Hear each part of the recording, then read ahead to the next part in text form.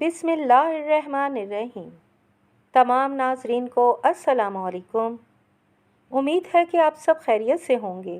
تو چلتے ہیں آگہی کے سفر پر۔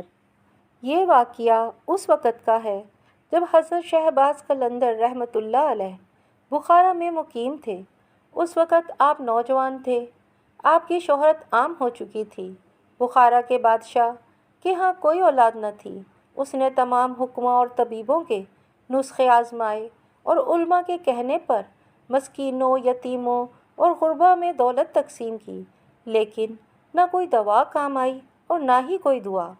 آخر ایک وزیر نے حضرت شہباز قلندر رحمۃ اللہ علیہ کی خانقاہ کا پتہ بتاتے ہوئے کہا کہ بادشاہ سلامت، اگر آپ اس نوجوان درویش سے ملیں تو ہو سکتا ہے کہ اللہ تعالیٰ آپ کی مشکل کو آسان فرما دیں۔ بادشاہ بخارا کو وزیر کی بات پر یقین تو نہ آیا، مگر وہ تخت و تاج کے وارث کی خواہش پوری کرنے کے لیے حضرت شہباز قلندر رحمۃ اللہ علیہ کی خدمت میں حاضر ہو کر عرض کرنے لگا، شیخ، دینے والے نے مجھے سب کچھ دے رکھا ہے، مگر میں اولاد کی نعمت سے محروم ہوں۔ میرے لیے دعا فرمائیے کہ خالق کائنات مجھے بے نشان ہونے سے بچا لے اور اولاد کی نعمت سے نواز دے۔ بادشاہ بخارا کی التجا سن کر شہباز قلندر رحمۃ اللہ علیہ نے فرمایا، کوئی کتنا بھی کثیر اولاد ہو، مگر بے نشانی ہر شے کا مقدر ہے۔ شاہ بخارا نے عرض کیا، میں اس بے نشانی کی بات نہیں کر رہا، مجھے اپنے تاج و تخت کا وارث چاہیے۔ حضرت شہباز قلندر رحمۃ اللہ علیہ نے بادشاہ کو ٹالنے کی غرض سے فرمایا، سب کچھ اسی کے قبضہ قدرت میں ہے، جس نے تمہیں تاج و تخت بخشا ہے وہی اولاد بھی دے گا، اس کے آگے دامن مراد پھیلائے رکھو۔ بادشاہ نے غم زدہ لہجے میں کہا، شیخ، میرے گناہ مجھے مایوسی کی طرف کھینچے لے جا رہے ہیں۔ اگر میری التجاؤں میں تاثیر ہوتی تو میری مراد پوری ہو جاتی۔ بادشاہ کی بے چارگی دیکھ کر حضرت شہباز قلندر رحمۃ اللہ علیہ نے آنکھیں بند کر لیں۔ ایسا محسوس ہوتا تھا کہ جیسے حضرت شہباز قلندر رحمۃ اللہ علیہ مراقبے میں ہیں۔ کچھ دیر بعد حضرت شہباز قلندر رحمۃ اللہ علیہ نے آنکھیں کھولیں اور بادشاہ سے مخاطب ہوتے ہوئے فرمایا، تمہیں بحکم خدا تخت کا وارث مل جائے گا، مگر اس کی ایک شرط ہے۔ یہ سن کر بادشاہ نے کہا، مجھے ہر شرط منظور ہے۔ بادشاہ حضرت شہباز قلندر رحمۃ اللہ علیہ سے اولاد کی نوید سن کر خوشی سے نہال ہو گیا تھا۔ حضرت شہباز قلندر نے فرمایا، تمہارے شہزادے میں آدھا حصہ ہمارا ہوگا۔ یہ شرط سن کر بادشاہ حیرت زدہ رہ گیا۔ بادشاہ نے کہا، شیخ، میں آپ کی بات سمجھا نہیں۔ حضرت شہباز قلندر رحمۃ اللہ علیہ نے فرمایا، وقت آئے گا تو تم سب کچھ سمجھ جاؤ گے۔ بادشاہ حیرت کے عالم میں حضرت شہباز قلندر رحمۃ اللہ علیہ کی خانقاہ سے چلا گیا۔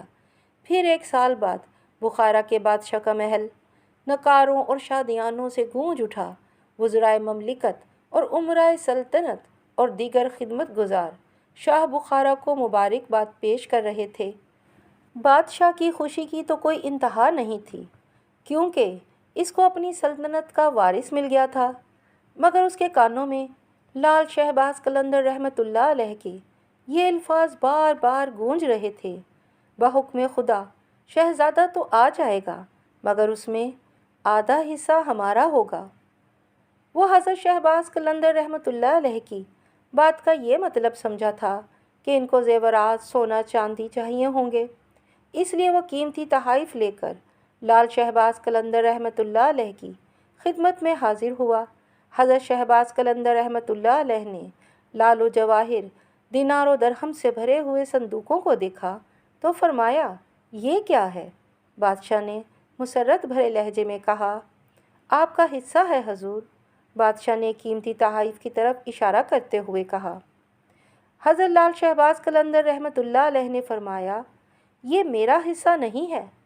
بادشاہ نے حیران ہو کر کہا، حضرت، آپ نے ہی تو یہ شرط رکھی تھی کہ ولی عہد سلطنت میں آدھا حصہ آپ کا ہوگا۔ حضرت لال شہباز قلندر رحمۃ اللہ علیہ نے فرمایا، اسے میرے پاس لے آؤ، میں ولی عہد سلطنت سے اپنا حصہ وصول کروں گا۔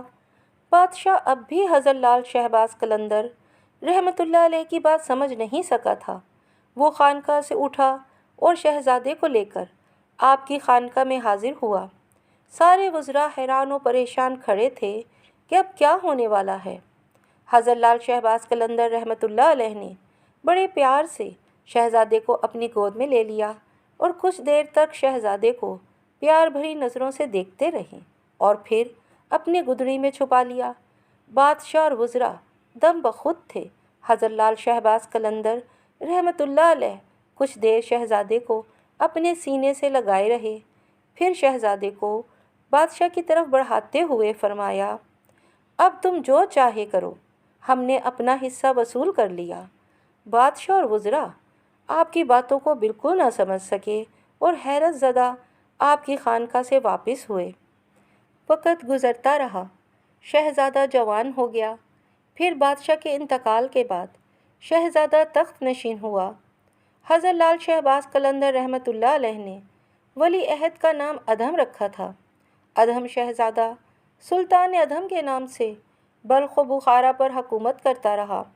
روایت ہے کہ سلطان ادھم نے کئی سال عدل و انصاف کے ساتھ حکومت کی۔ اس کے عہد حکومت میں بلخ و بخارا کے باشندے پرسکون اور خوشگوار زندگی بسر کر رہے تھے کہ اچانک ایک دن سلطان ادھم نے اپنے تمام وزراء اور امراء کو طلب کیا اور ان سے کہا، میرا دل اس فانی دنیا سے اچاٹ ہو گیا ہے، اس لیے اپنی ذمہ داریوں سے سبکدوش ہونا چاہتا ہوں۔ سلطان ادھم کی بات سن کر اراکین سلطنت پریشان ہو گئے اور کہا، شہنشاہ بلخ و بخارا عوام کسی اور دوسرے شخص کی بادشاہت پر راضی نہ ہوں گے۔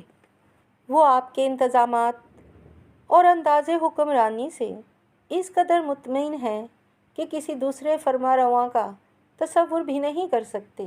سلطان ادھم نے امرائے سلطنت کی درخواست پر کہا، میں نے بہت چاہا کہ میں اس آواز کو نظر انداز کر کے دن رات تمہاری خدمت کر سکوں، مگر مجھے اب اپنے ارادے پر اختیار نہیں رہا۔ وہ آواز لگاتار مجھے بلا رہی ہے۔ کیسی آواز ہے جس نے شہنشاہ کے سکون کو منتشر کر دیا ہے؟ وزراء اپنے فرما روا کی گفتگو کا مطلب سمجھ نہیں پا رہے تھے۔ سلطان ادھم نے کہا، تم اس آواز کو نہیں پہچان سکتے ہو، مجھے جانا ہی ہوگا، اسی میں میری سلامتی ہے۔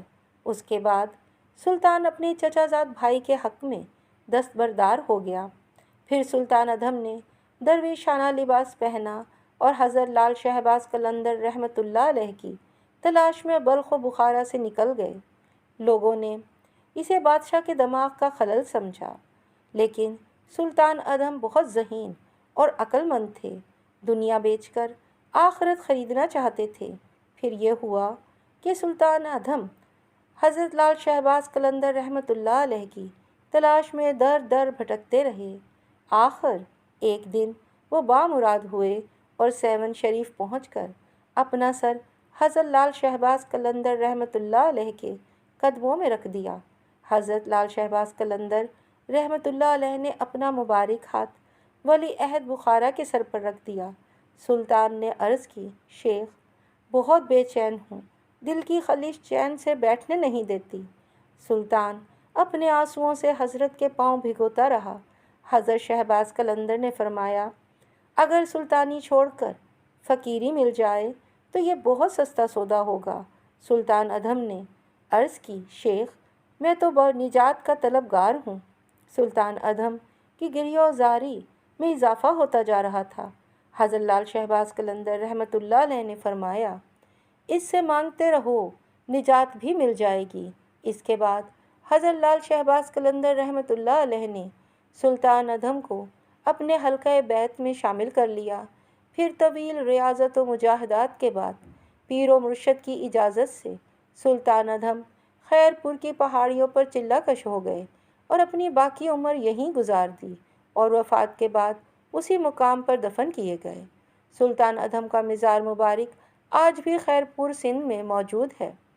امید ہے کہ ویڈیو آپ کو پسند آئی ہوگی۔ ویڈیو پسند آئی ہے تو اس کو لائک کریں اور چینل کو سبسکرائب کرنا مت بھولیں۔ اللہ حافظ۔